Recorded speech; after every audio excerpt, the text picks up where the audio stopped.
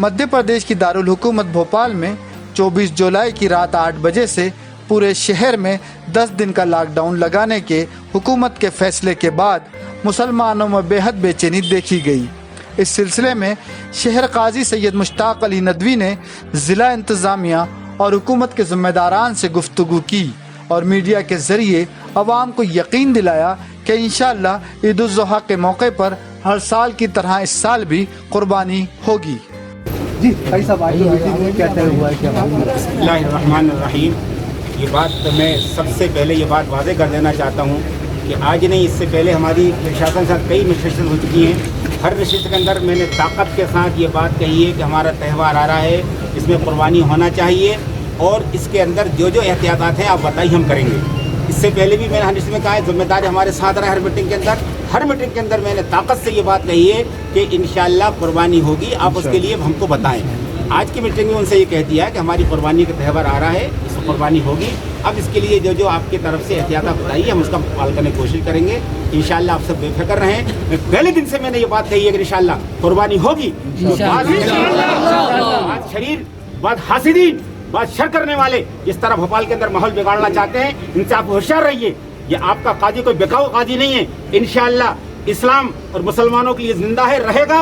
और तमाम नौजवानों से कहना चाहता हूँ कि ऐसे फितना करने वालों से, शर करने वालों से, हसद करने वालों से आप अपने आप को जरा होशियार रखिए और आप भरोसा कीजिए। इंशाअल्लाह मेरी 30 साल की मैं खिदमत के साथ अल्लाह को हाजिर नाजिर कहता हूँ, मैंने सौदाबाजी न की है न करूँगा। इंशाअल्लाह याद रखें आप लोग, इंशाअल्लाह कुर्बानी होगी इंशाअल्लाह। हाँ, पर गवर्नमेंट की तरफ से जो जो एहतियात हैं हम इंशाअल्लाह एहतियात करेंगे। अल्लाह ताला हमारी मदद फरमाए। और देखिए दुआ भी करें इस वक्त कि तो पूरे आलम के अंदर, हमारे शहर के अंदर भी रोज़ाना केसेस बढ़ रहे हैं। अभी जैसे कलेक्टर साहब 200 केस रोज़ाना आ रहे हैं। हमारे पास हॉस्पिटलों के अंदर बेड नहीं बचे हैं। इसके लिए भी आप फिक्रमंद करें। हम जज्बात में ना आते हुए हम थोड़ी हिकमत से काम लें, हम थोड़ी मसले से काम लें, अपने जज्बात पे काबू रखते हुए बेकाबू हो जाएं। जोश के साथ होश के साथ काम करेंगे तो अल्लाह हमारी मदद फरमाएगा।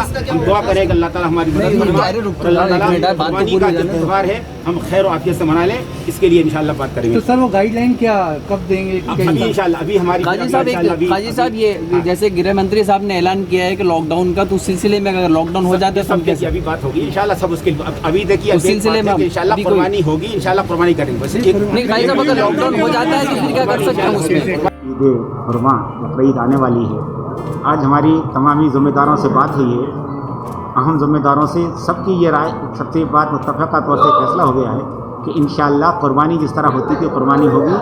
जहाँ जहाँ जो लोग कुर्बानी करते थे कुर्बानी करें, छोटे और बड़े जानवरों की कुर्बानी सब जानवर करें। लेकिन गवर्नमेंट की तरफ से जो गाइडलाइन है उसका ख्याल किया जाए, सोशल डिस्टेंस का पालन किया जाए, सफाई का ख्याल करें और भीड़ भाड़ इकट्ठी ना करें।